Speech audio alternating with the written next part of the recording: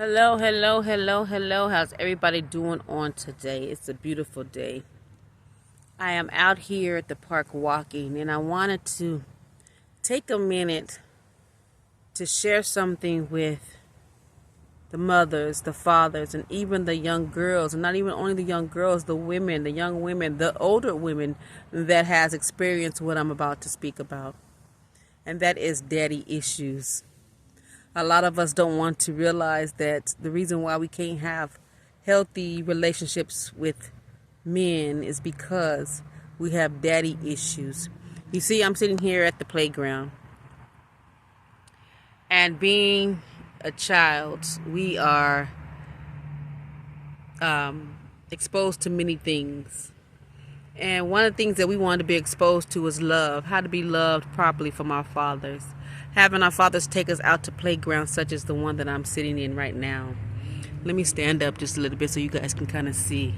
I am here at the playground. And a little girl should be able to experience that with her father. Him taking her out, having fun, pushing her on the swing, and allowing her to laugh, allowing her to enjoy his presence, allowing her to love him, and so that she knows how to be properly loved. But what's happening now, and what's been happening for a while, that a lot of times some of our parents are interacting with one another on booty call situations.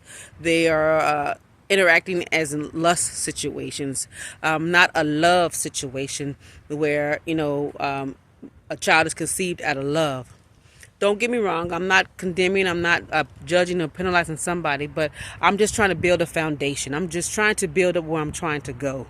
Okay, so our father, in a girl's life, a father's supposed to show her how to be loved properly, whether he's taking her out on dinner dates, whether he's taking her to the movies, where he's just spending time with her, talking to her, learning her day, the thing that she did throughout the day, and watch her grow into maturity from infancy all the way to adulthood, whether she graduates from college or not.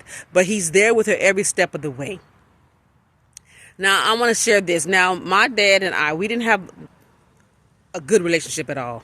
And so I suffered from childhood issues. I suffered from daddy issues where I couldn't, and I always found myself picking the same man who was like my father. My father was not always available for me. He was not there with me. But yes, he was so quick to want to punish me for things, but he was never there to show me love on the opposite side. Even though we punish our children for doing things, but we on the other side, we have to balance that out and show them love. Appreciate things that they do on a positive note. Congratulate them when they win awards. Be there at the award ceremony. I get it. I understand that sometimes life has us where we have to work, but I understand that sometimes you have PTO.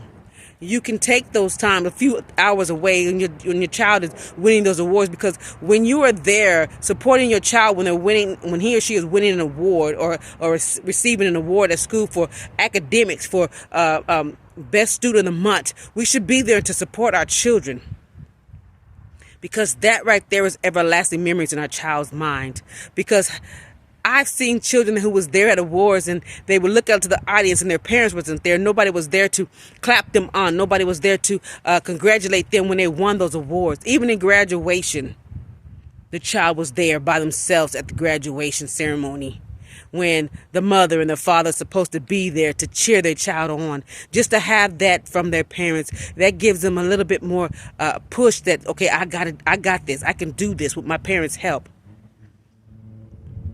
But again, sometimes the children, we are left to be punished for our parents' mistakes. We are being punished because our parents are not getting along, because our parents are at odds, and oftentimes as children we are in the middle of being like a pawn, like a chess game. We are using our children as a pawn, and our children are getting hurt in the midst of it all. But coming back to daddy issues, like I said, I'm here at a playground where a child can be a child, where a child can laugh, where a child can enjoy being a child.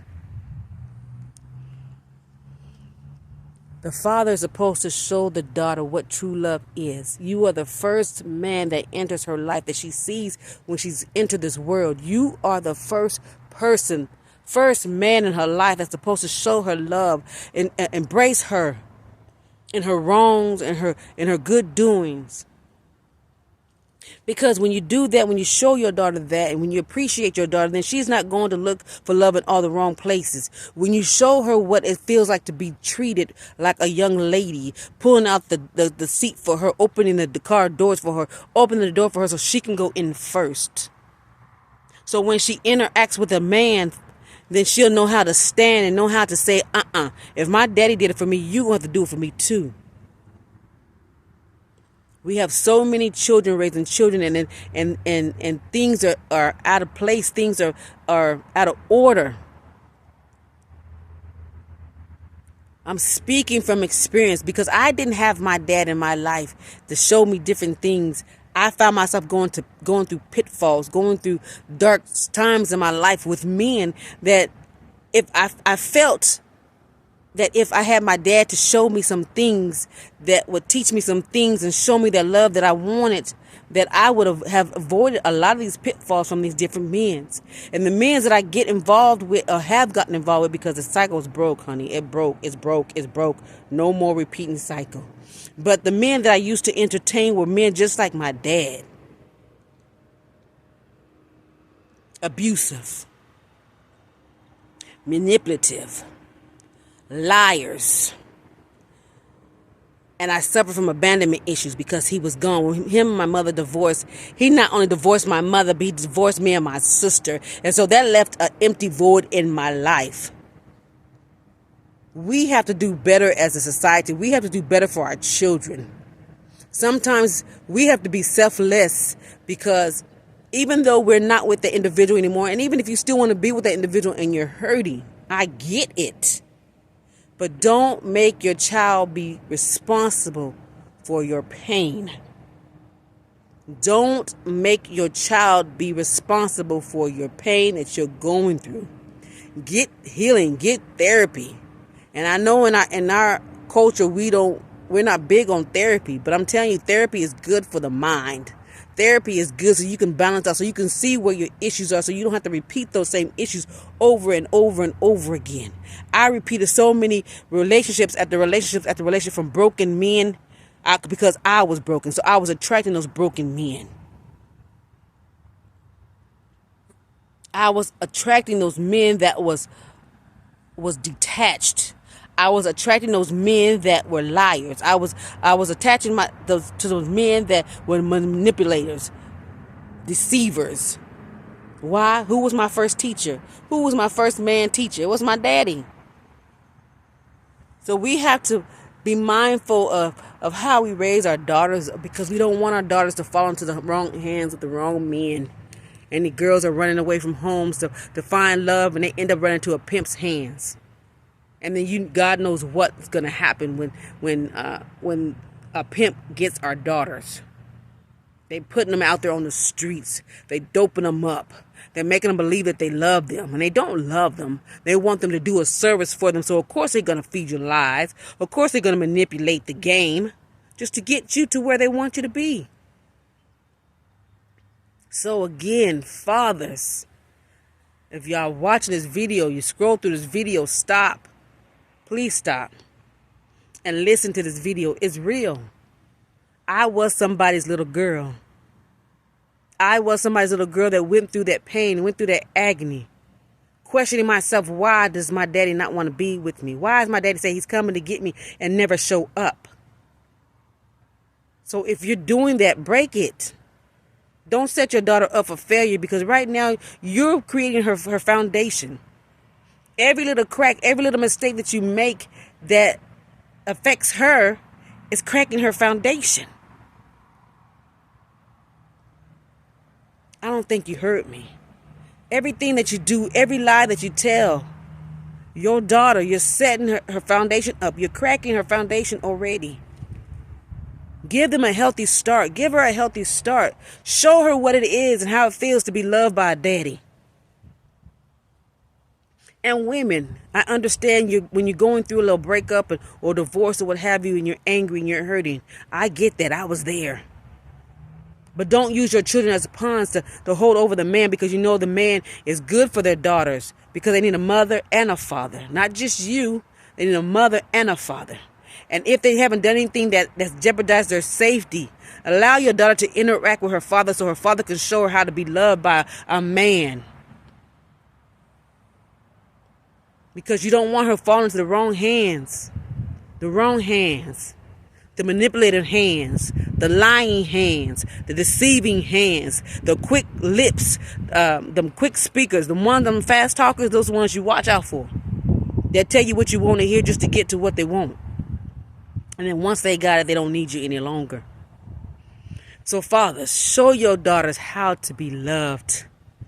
You are her first.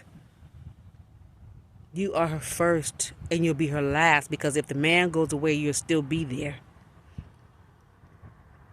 Mothers, allow the fathers to be in their daughters' lives if they don't pose a threat. Now, if they pose a threat to your child, that by all means, but don't make up lies because you're angry and you're trying to get revenge on him. Don't do that.